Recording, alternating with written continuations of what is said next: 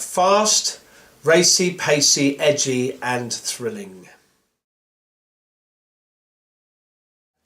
I've always wanted to write a book, and the crime thriller, the idea for the crime thriller just came to me. I can't really explain, and it just sort of fell together as a story.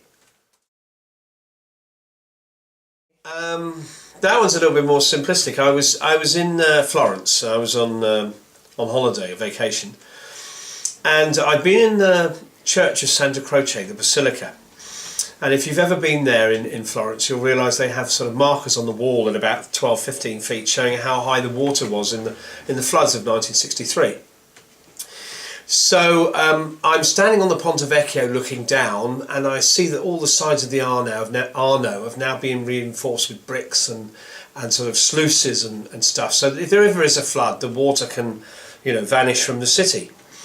However, the problem with that is that I looked at it and I thought, well, Florence is on a floodplain, and the water has to go somewhere, and surely they wouldn't have put all new drains under this old ancient sort of medieval city. And then I looked up and I saw the bank, and I thought, hold on a minute, there must be a system where this water goes, and the rest of the story just fell into place after that.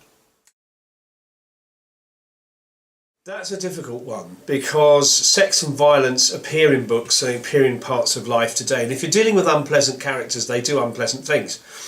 Some people have said I have too much sex and violence in the books. Others say, surprisingly, there's not enough sex and violence. I write it as it is. I make no excuses.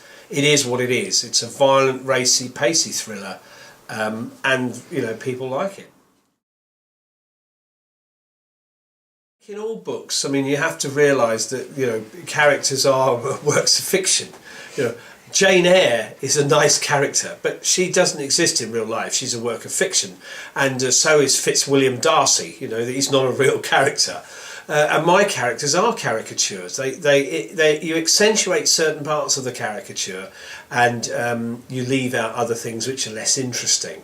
And so my female characters are, I suppose, two-dimensional, but then all characters in literature are two-dimensional, because you couldn't put all the complexities of human nature in one character.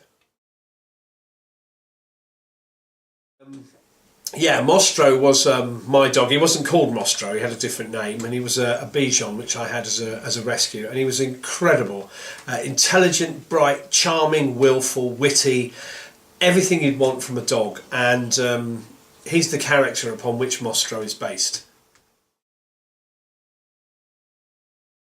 Well, Pancardi is based upon an amalgam of several people. I think some of it's my father, and some of it might have been my old school masters, but it's based upon those characters who are used to giving orders and decisions and not suffering fools gladly. And Pancardi is a mixture of all of those men, distilled down into this strange, quirky Italian detective.